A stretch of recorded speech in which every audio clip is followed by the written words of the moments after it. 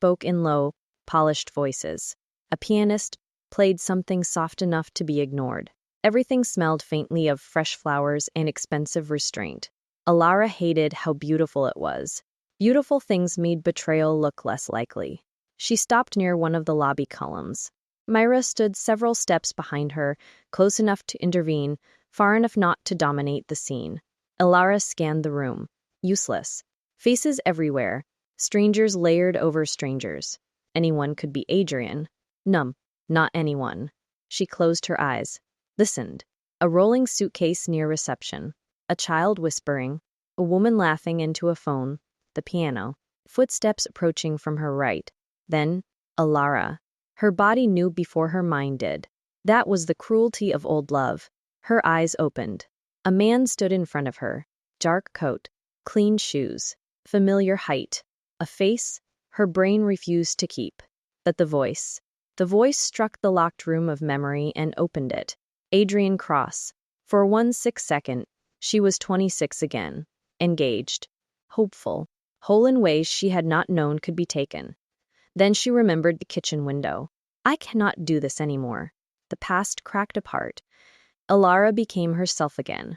What are you doing here? She asked. Adrian's voice softened immediately. I needed to see you. No, you wanted to see me. There is a difference. He exhaled.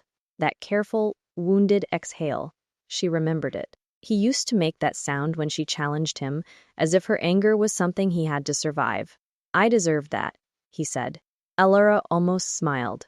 There it was. The first performance. Humble regret. Soft voice. No defense yet. He was opening with guilt, because guilt invited mercy. Why are you here? She asked again. I heard about Aurelia. I gathered. I was happy for you. Were you? Yes. Strange. Your happiness waited 2 years to contact me. Silence. Good. Let him feel it. Adrian stepped closer. Elara stepped back immediately. The movement was small, but he noticed. His voice changed. Elara, I am not here to hurt you.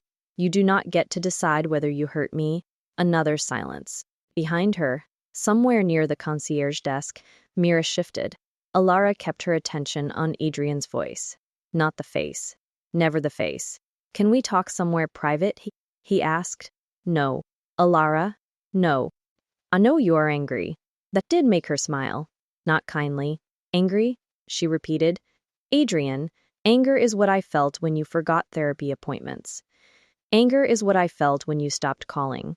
Anger is what I felt when people praised you for staying while you were already halfway gone. His breathing changed. She stepped closer this time. What I felt after you left was not anger. Her voice lowered. It was humiliation. Adrian said nothing. The lobby continued around them, beautiful and indifferent. I had to learn how to live inside a world full of strangers, Elara said. And the one person who promised to be familiar chose to become one of them. Elara, I was scared. The words came quickly. Too quickly. There it was. The defense. Finally. I was young, he said. I did not know how to handle what happened. I hated seeing you suffer. No. Her voice was calm. You hated that my suffering interrupted the life you wanted. He flinched. Or perhaps she imagined it. Faces were unreliable. But silence was not. Elara, he said quietly. I made mistakes. Terrible ones. But I never stopped caring about you. Do not insult me with caring. He swallowed. She heard it. For a moment, he seemed genuinely shaken. And that was the most dangerous thing of all. Because real regret could exist beside selfishness. A person could be sorry and still want something.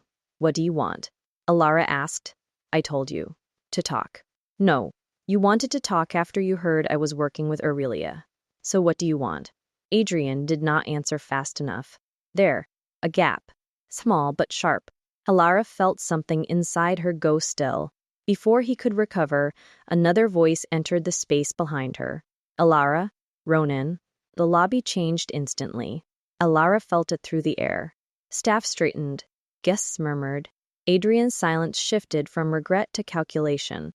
So he knew. Of course he knew. Elara did not turn around. If she looked at Ronan, she would gain nothing. His face would not help her. His voice already had. "What is it?" she asked. Ronan stopped beside her, not too close. A boundary respected, yet his presence filled the room.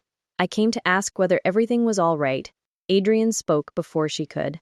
"Everything is fine." Elara's head turned toward Adrian's voice slowly. Something cold and familiar moved through her. There it was. The old habit, answering for her, deciding the shape of the room before she could. Unknown did not respond to Adrian. He asked Elara, "Is it?" The difference was so simple it hurt. Elara felt her throat tighten. Ronan had power, more power than Adrian could ever pretend to have. And still, he asked her. Not him, her. "No," Elara said. Adrian inhaled. "Elara." Ronan's voice became ice. She answered. 2 words. Quiet. Devastating. The air around them sharpened. Adrian gave a small laugh. "I am sorry. I do not believe we have met." "No," Ronan said. "You have not."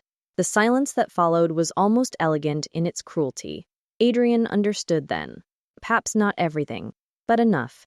He had come because of Aurelia, because of the name, because Elara Vale, once abandoned, was now connected to a world he wanted access to.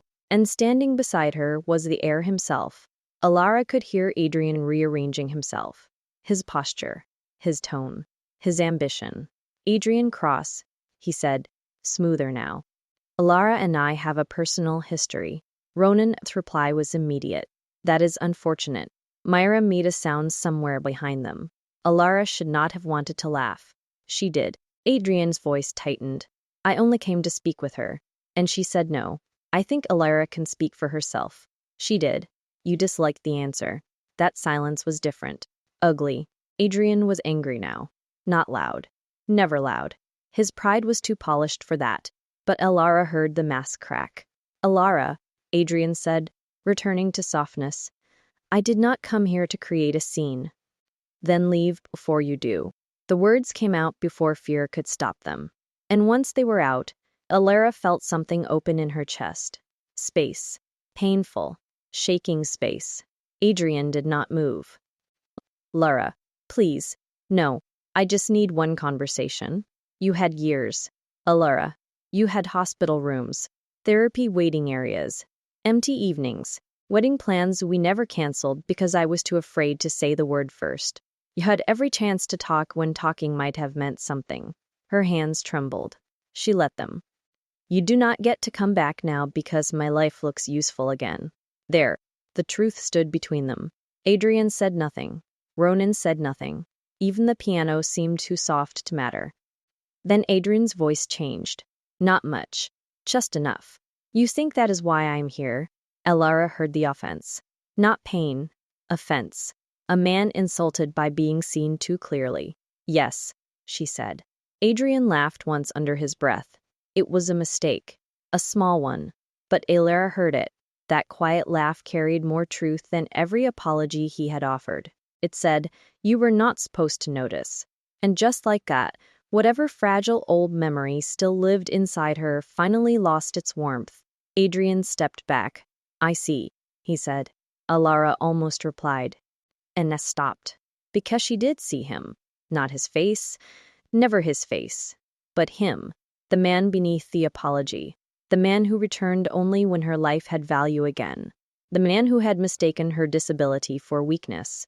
The man who forgot that losing one kind of recognition had sharpened every other sense she had. "Goodbye, Adrian," she said. His silence lasted 1 second too long.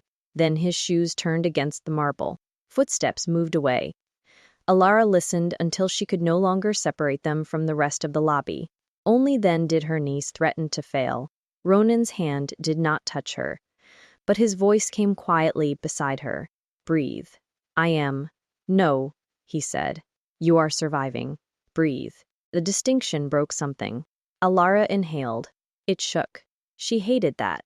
Ronan stepped slightly between her and the lobby, shielding her from curious eyes without trapping her. Myra arrived at her other side. "I am here," Myra said. Elara nodded. She could not speak yet. If she spoke, she might cry. And she refused to give Adrian tears in the building where she was trying to become powerful again. Ronan seemed to understand. Clara, he said. Elara had not even noticed Clara nearby. Yes, answered. Fear the East meeting room. Already done. Myra touched Elara's sleeve lightly. Come on. Elara let herself be guided away from the lobby, past the flowers, past the piano, past the glittering world where people pretended pain was impolite. Before they reached the corridor, she stopped. Ronan. He turned toward her voice. She could feel it. Yes? Thank you for asking me. His answer was quiet. Always. One word. Dangerous again. Because Adrian had once said, I am here. And left. Ronan said, always. And Elara, against all wisdom, wanted to believe there were some voices that did not lie. Behind them, outside the glass doors of Aurelia Grand Copenhagen, Adrian Cross stood beneath the rain-dark evening and looked back at the hotel. His expression was unreadable to anyone passing by. But his hand tightened around his phone. Inside, Elara Vale had dismissed him, in front of Ronan Hale. That was not how this was supposed to go. Not at all. He opened a contact and typed one message. She is closer to him than I expected. Then he waited. A reply came less than a minute later. Then make sure she stops trusting him. End of chapter 5, part 2.